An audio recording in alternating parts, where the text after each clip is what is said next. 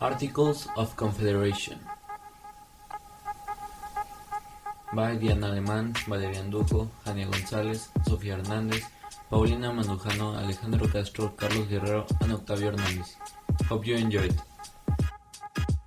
The Articles of Confederation and Perpetual Union was the first written constitution of the United States. Written in 1777 and stemming from wartime urgency, its progress was slowed by fears of central authority and extensive land claims by states.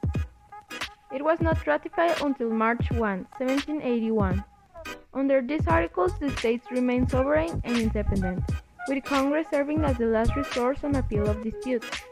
Significantly, the Articles of Confederation named the new nation, the United States of America. Congress was given the authority to make treaties and alliances, maintain armed forces, and coin money. However, the central government lacked the ability to levy taxes and regulate commerce, issues that led to the Constitutional Convention in 1787 for the creation of new federal laws under the United States Constitution. From the beginning of the American Revolution, Congress felt the need for a stronger union and a government powerful enough to defeat the Great Britain. During the early years of the war, this desire became a belief that the new nation must have a constitutional order appropriate to its republican character. A fear of central authority inhibited the creation of such a government, and widely shared political theory held that a republic could not adequately serve a large nation such as the United States. The legislators of a large republic would be unable to remain in touch with the people they represented, and the republic would inevitably degenerate into a tyranny. To many Americans, their union seemed to be simply a league of confederated states, and their Congress a diplomatic assemblage representing certain independent polities. The impetus for an effective central government lay in wartime urgency, the need for foreign recognition, and aiding the growth of national feeling.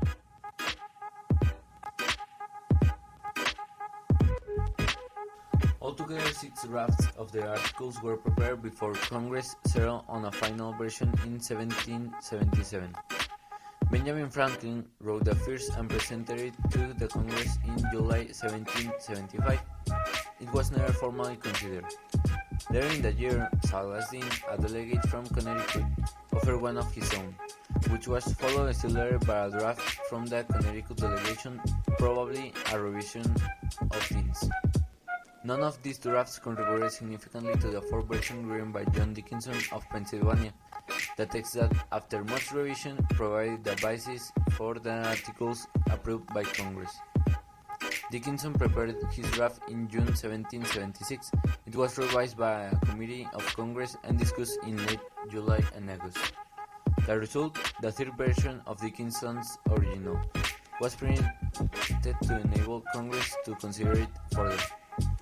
In November 1777, the final articles, much altered by this long deliberate process, were approved for submission to the states.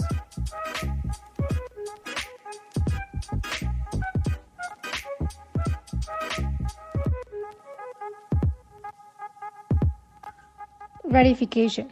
By 1779, all the states had approved the Articles of Confederation except for Maryland, but the prospects for acceptance looked bleak because claims to western lands by other states set Maryland in inflexible opposition. Virginia, the Carolinas, Georgia, Connecticut, and Massachusetts claimed by their charters to extend the South Sea or the Mississippi River. The charters of Maryland, Pennsylvania, New Jersey, Delaware, and Rhode Island confined those states to a few hundred miles of the Atlantic. Land speculators in Maryland and these other landless states insisted that the West belonged to the United States, and they urged Congress to honor their claims to Western lands. Maryland also supported the demands because nearby Virginia would clearly dominate its neighbor should its claim be accepted.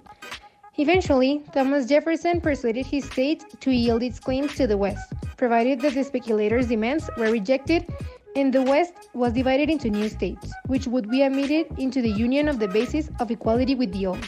Virginia's actions persuaded Maryland to ratify the Articles, which went into effect on March 1, 1781.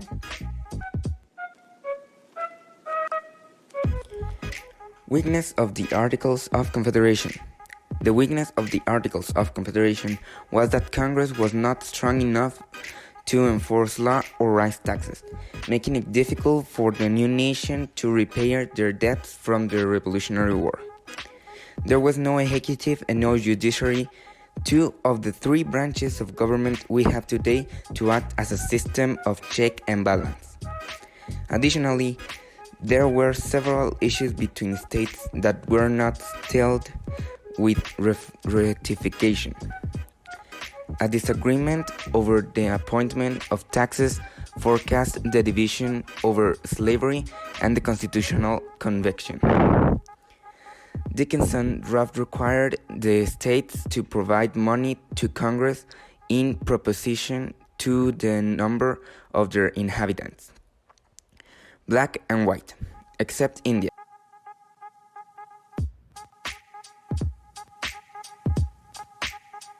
Article 3 described the Confederation as a firm league of friendship of states, for their common defense, the security of their liberties, and their mutual and general welfare. This league would have a unicameral Congress as a central institution of government. As in the past, each state had one vote, and delegates were elected by state legislatures. Under the Articles, each state retained its sovereignty, freedom, and independence. The old weakness of the First and Second Continental Congresses remained. The new Congress could not levy taxes, nor could it regulate commerce. Its revenue would come from the states, each contributing according to the value of privately owned land within its borders. But Congress would exercise considerable powers.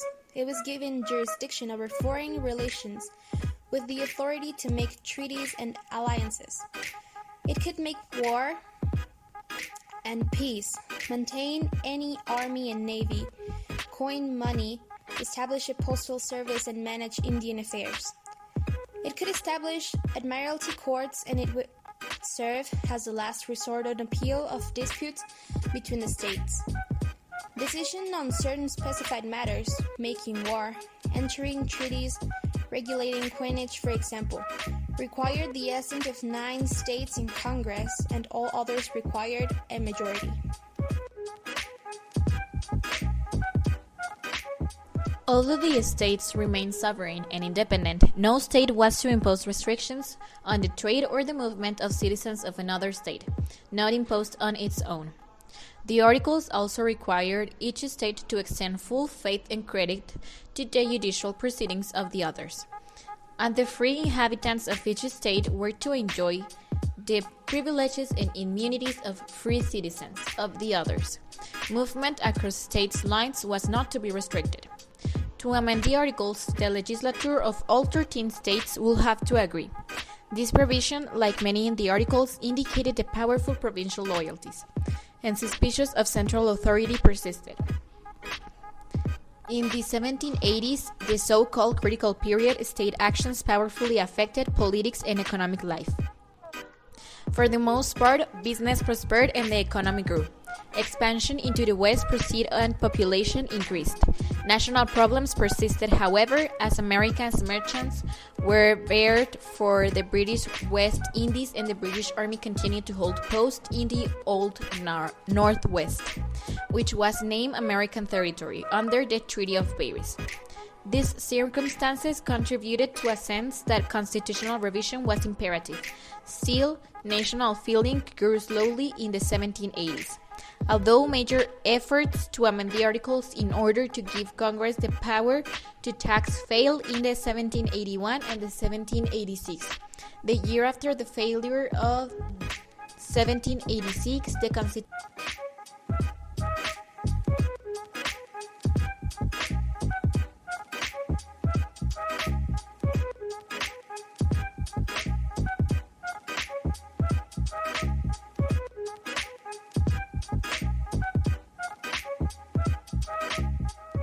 The Articles of Confederation 1781. Preamble. To all to whom this present shall come, we the undersigned delegates of the states, affixed to our names and send greeting Whereas the delegates of the United States of America in Congress assembled there on the 15th day of November in the year of our Lord 1777, and in the second year of the independence of America agreed certain articles of confederation and perpetual union between the states of New Hampshire, Massachusetts Bay, Rhode Island, Providence Plantations, Connecticut, New York, New Jersey, Pennsylvania, Delaware, Maryland, Virginia, North Carolina, South Carolina, and Georgia, in the words following. Articles of Confederation and Perpetual Union between the states of New Hampshire, Massachusetts Bay, Rhode Island, and Providence Plantations, Connecticut, New York, New Jersey, Pennsylvania, Delaware, Maryland, Virginia, North Carolina, South Carolina, and Georgia.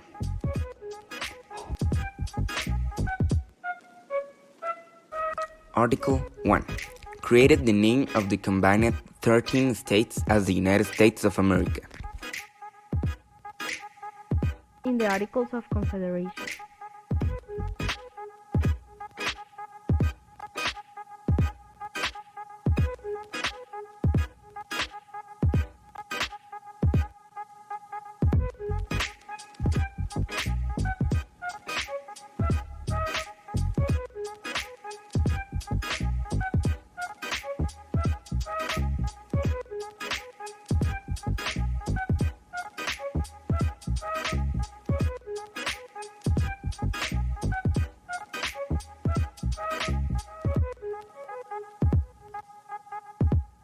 Article number 5 creates the Congress of Confederation.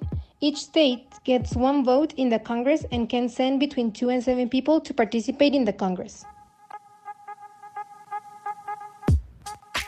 New central government is responsible for working with other countries, including trade agreements and declaring war. States were required to have trained soldiers who could be ready to fight.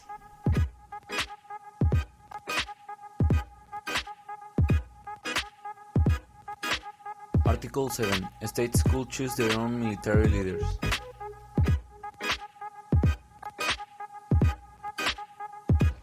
Article number 8. Each state government had to raise money to give to the new central government. Article number 9. Only the new central government had the power to declare war and make peace with foreign countries. The central government was also responsible for assigning ambassadors to represent the United States in other countries. Article number 10 created a group called the Committee of States who could act for the Congress of Confederation when the Congress was not working. Article number 11 stated that Canada could join the new nation if it wanted. 12. State that the new nation agreed to pay for earlier war debts. Article 13 declared that the Articles of Confederation were forever and could only be changed by the Congress of Confederation and if all the states agreed.